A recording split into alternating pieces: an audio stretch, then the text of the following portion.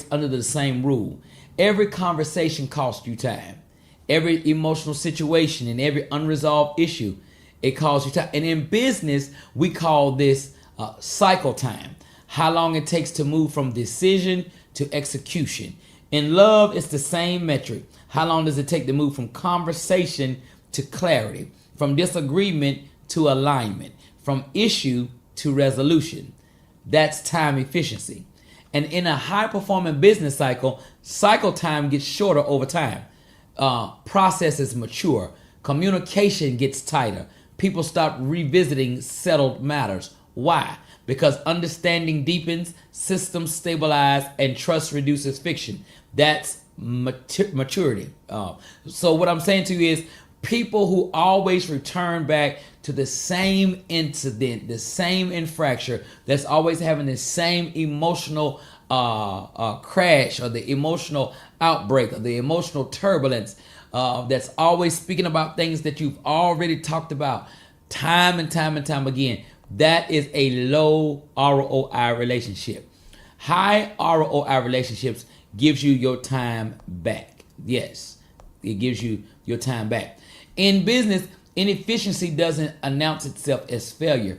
It shows up quietly. Missed timelines, decision fatigue, stalled momentum, declining margins. Those KPIs that we talked about last week, that's when you can start seeing those inefficiencies in business. People stay busy, but the output slows down. Love does the same thing. You stay emotionally engaged, but progress slows. You're active, but not advancing. That's not passion. That's a drag. Yeah. Here's the boardroom parallel that most people never make. In business, if a process requires constant supervision, we don't call it hands-on leadership. We call that poor design. Nobody wants to be a micromanager. Trust me. If you're working at a place and you're being micromanaged, there's a huge flaw in the system. There's a lack of stability in the infrastructure, because most CEOs, most managers want to be able to give you something, give you the communication to tell you what needs to get done, give you some training on how to get it done, and then they want to see you get it done. If every transaction needs intervention, the system isn't healthy. Same rule applies to love. If every interaction requires emotional meditation, reassurance, clarification, repair, the issue isn't intensity, the issue is the structure.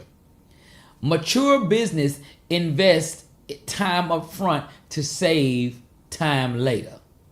Mature businesses invest time up front to save time later. They document processes, they clarify roles, and they align expectations early.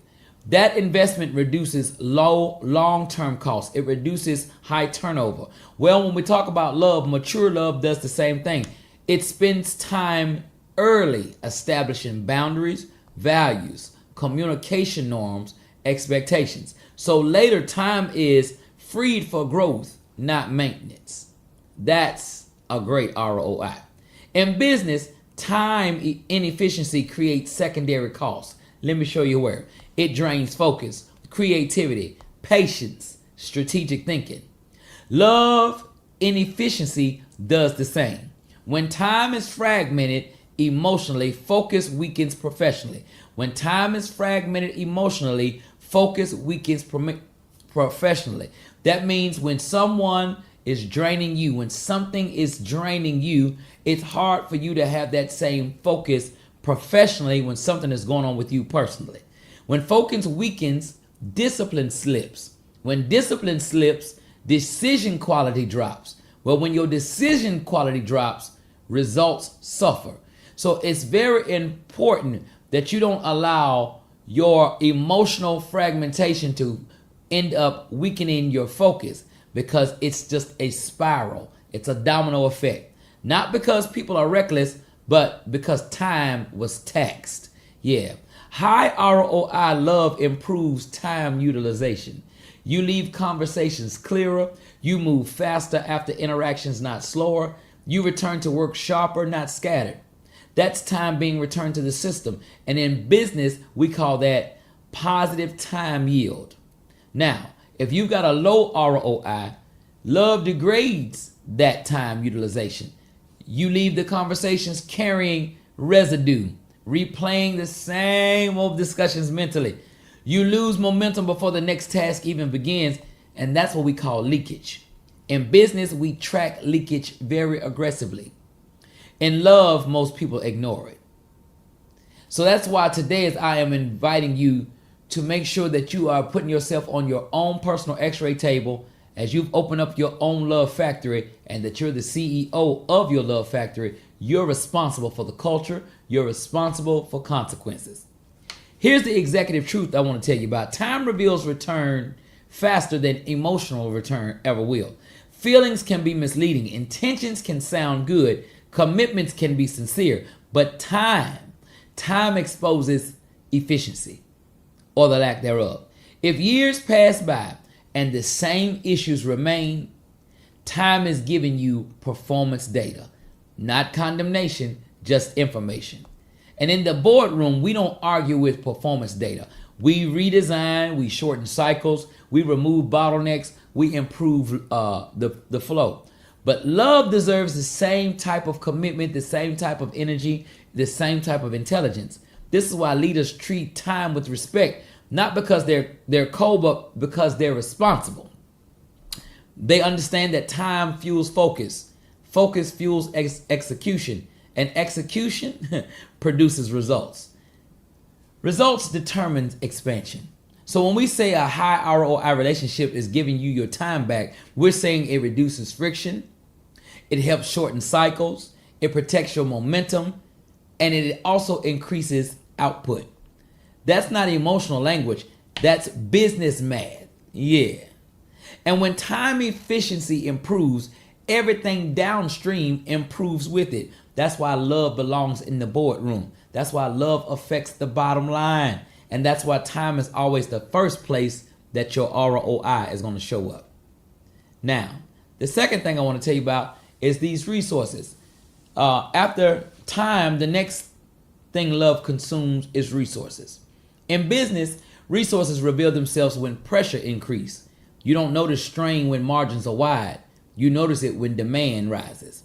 Love works the same way. Resources are not just money. They're mental bandwidth, focus, and decision energy. I have started, when it comes down to time, I've come to the realization that I cannot manage time. I can manage my task, but I cannot manage time. And the other thing that I've also begun to become very intentional about is that I do an energy audit. People, places, and things that drain my energy, takes away from my bandwidth, takes away from my momentum, I kindly decline and I kindly block the access. It's nothing personal against you. It's personal preservation for me. High functioning businesses protect bandwidth. They eliminate unnecessary inputs. They reduce noise so leaders can think clearly. And a high ROI, a high love does the same thing. It sharpens focus instead of scattering it. It stabilizes emotions instead of draining them. It leaves the leader clearer after interaction, not foggier. Now, if you got a low ROI type of love, that is going to consume your resources. Not in a dramatic way, but in a subtle way. You replay conversations. You second guess decisions. You lose decisiveness. That's not emotional weakness. That's resource depletion. So in the boardroom, depleted resources show up as slower execution. In love, it's the same way. Let's move on to the next one.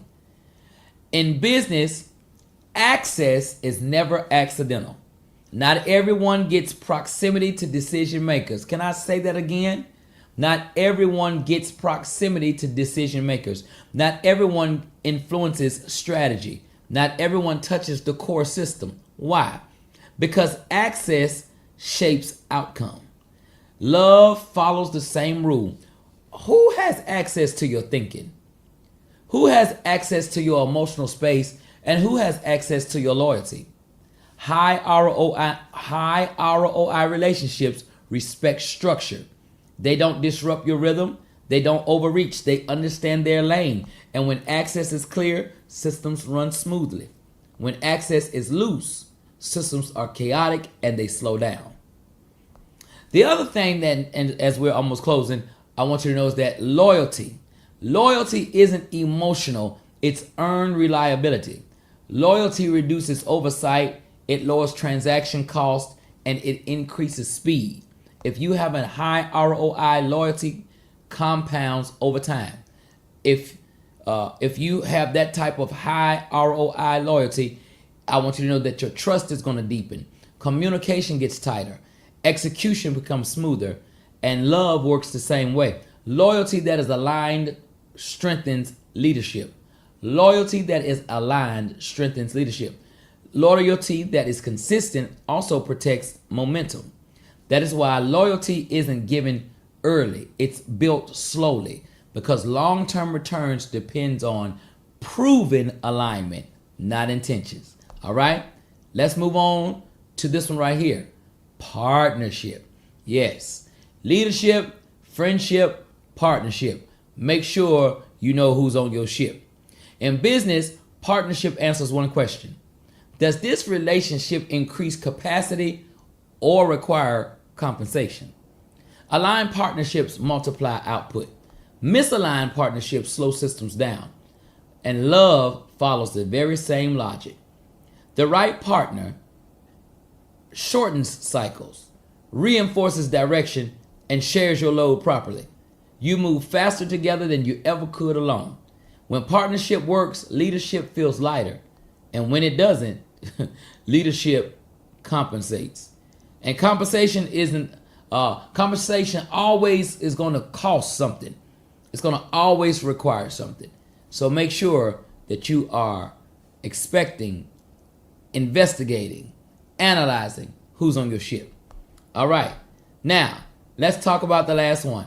Outcomes. Outcomes are not emotional feedback. It's performance data. All right. We don't debate the performance data. We don't debate the results. We interpret them. Outcomes tell you where alignment exists and where efficiency is improving, where systems need refinement, and love is no different. When outcomes improve, it's because inputs improve. The only way for you to get better outcome is to have better input. When outcome slows, it's because something needs attention. Not blame, it needs adjustment. So here, the flow is clear. Time shows efficiency. Resources show capacity.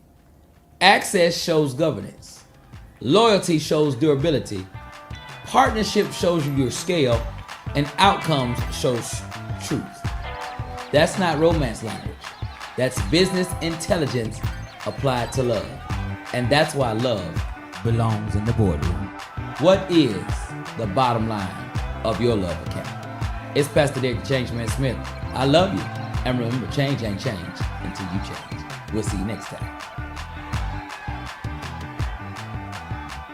Yes, sir.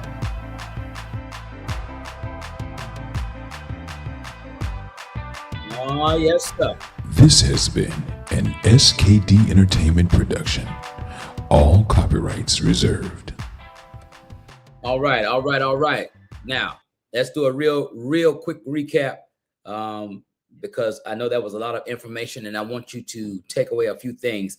Number one, I want you to understand that you are the CEO of your love factory, no matter who you are.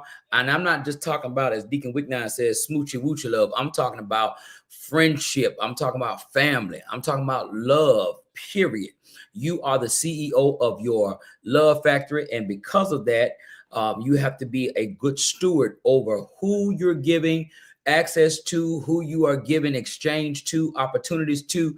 You have to be very, very careful with that. And so one of the things that I found to be very valuable is that you need to be it before you get it. You need to be it before you get it. Be it before you receive it. One of my mentors told me, he said, I pray that you do not get $1 million before you become a millionaire. I told him that I was on my own guidance. I was on my own course that's called The Mindset of a Millionaire. because I want to make sure that I am in the right position as I walk into my overflow and my abundance in wealth. I want and finances. I want to make sure that that I'm positioned right, that I have the right mindset. And sometimes people don't understand that you can have money and still money doesn't breed intelligence. It's a whole lot of dummies with a lot of money. Yeah, and that's why a lot of times you can get money and still not have a welcome to be into certain circles because your mindset is not calibrated. You see, your mindset is the key. So a man thinketh, so is he. And so that's how a lot of people miss out on opportunities because they're not prepared to be who is necessary, you know. And so you want to make sure that you be it before you receive it. Be it before you receive it. And as we are closing, I want you to know that time is capital. Time is money. Time is a resource. Time is the only account you can spend out of and not know how much the balance is. So make sure you invest your time properly so that you get the proper ROI, get the proper return on your investment. Time is an investment. It's just like money. Time is money. You've heard that before. So it's a currency. The uncomfortable truth that you can afford bad investments in business maybe once or twice, but you cannot afford them in love and still expect clarity, discipline, and growth. Love, what happens with you personally, will definitely affect what happens with you professionally. So make sure you are selective before you start trying to pull somebody into your life just because they look aesthetically pleasing to you, because they got hips, lips, and fingertips that make your eyebrow raise up like that, or because he got deep waves and triceps and biceps and a six-pack of abs and a six-pack of Heineken. Be careful how you just get swooped in by the things that you see, because a lot of demons are beautiful. There are a lot of beautiful demons. There are a lot of gorgeous demons. And so you need to be very selective as to who you open yourself up to. Be very selective, because every relationship is already on your balance sheet. Some are appreciating, some are expensive, some are quietly bleeding and bleeding you for your time, bleeding you for your focus. And you don't want that. You don't want a relationship that's draining you. I always talk about there's a difference between attachment and connection. Connection gives an exchange of energy, an exchange of resources, but attachments drain you. Attachments take power from you. And so you don't want that. So tonight, I didn't ask you, do you love who you love? I'm asking you, what does the love of who you love, what does it produce? Leadership doesn't collapse because of a lack of talent. It collapses from unmanaged inputs. And there can be no output without input. So I want you to know you have to make sure that you start being very meticulous about the input you receive. Who's speaking to you? Who's trying to love on you? And what do they bring with them? What are they dragging with them while they're trying to pursue you? Leadership, partnership, friendship, all them ships, make sure you get on the right ship, and make sure you know who is on your ship. The Bible talks about know them that labor among you. Leadership, partnership, friendship, make sure you know who is on your ship. It's Pastor Derek, the Change Man Smith. Clock on the wall said that's all. Listen, this is the Boardroom Report. Love and the bottom line. The bottom line, when you talk about bottom lines, we're talking about P&Ls. We're talking about your expense sheet. We're talking about all these things that are connected to business to see if your business is thriving, surviving, or dying. And so you have to apply those same things to your love account, to your love business. I want to celebrate each and every one of you CEOs of the Love Factory. And I want to tell you that change ain't changing till you change. Be blessed. We love you. Make sure you tune in tomorrow night for the Year of Expansion. And I want to leave you with our tour schedule to let you know we are on our way to you. If you don't see your city, on this tour schematic, and you would like for the Change Man experience to show up in your city, I need you to make some noise on social media so that the powers that be will make it happen, so that my management will do all that they need to do to get to you. I want to be wherever you are.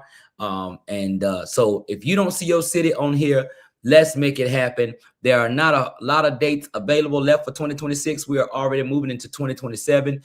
So if you're thinking about doing something with Pastor David Changeman Smith, I highly suggest you don't think too long, because you might think wrong. That's the calendar. We love you. Again, make sure you be ready for the new single that's coming out on the 13th. I Can't Believe. And as well as the album will be dropping on March the 6th. Certified Lover, Memoir of a Certified Lover. I love y'all. God bless you. We'll see you on tomorrow night. And remember, change ain't change until you change.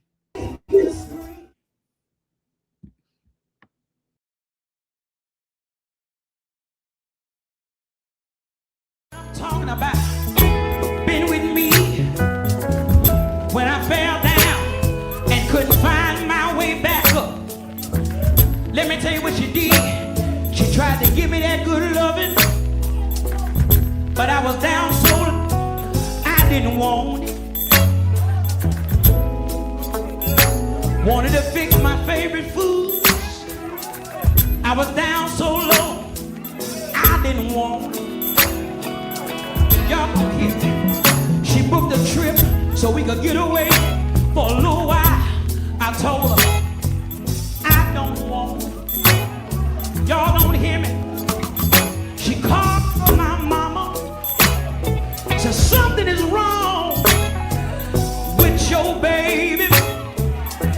My mama called me, still couldn't get through to me. She called her girlfriends, they couldn't help her. But let me tell y'all why I ain't going nowhere. I came home one night, I eased up in the bedroom, found my baby down on her knees, calling out to the Lord. Y'all don't hear me in here. Down on her knees. Lord, whatever it is. Lord, whatever it is. Lord, whatever it is. Lord, whatever it is. I believe that you're able. And I want to tell you thank you for doing it for him already. I come to know tonight. Anybody can take you to Applebee's and get a 2 or 20. But you gonna need somebody. You gonna need somebody. You gonna need somebody. You gonna need somebody. You gonna need somebody. You gonna need somebody to walk with you. Come on, you walking. Walk with you. Through the good time to walk with you. Through the bad time to walk with you. When you ain't got no money, walk with you. When you got a pocket full of money, walking with you. You gonna need somebody. I wish I had a witness here. You don't need arm candy. You don't need somebody that just look good on your arm. You need somebody. Yeah. You need somebody tonight. Anybody got some fellas that's got a good woman? I want the fellas to make some noise. If you got a good woman, I want the fellas to make some noise. Ladies, if you are a good woman, can I hear y'all scream tonight? If you that kind of woman that can speak to the king inside the kid, let me hear you scream.